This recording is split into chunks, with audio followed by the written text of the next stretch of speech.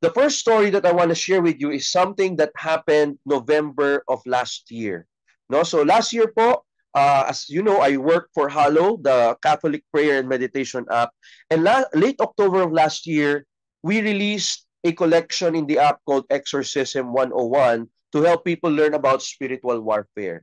Around the same time, there have been a couple of users of the app who have experienced some glitches in our payment system.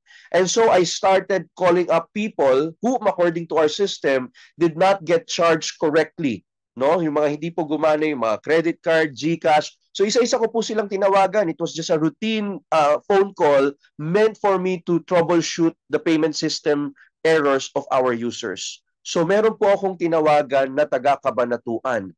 Itatago po natin siya sa pangalang Monica. And I had the creepiest phone call that I would have never imagined that would happen to me now that I am working at Hallows.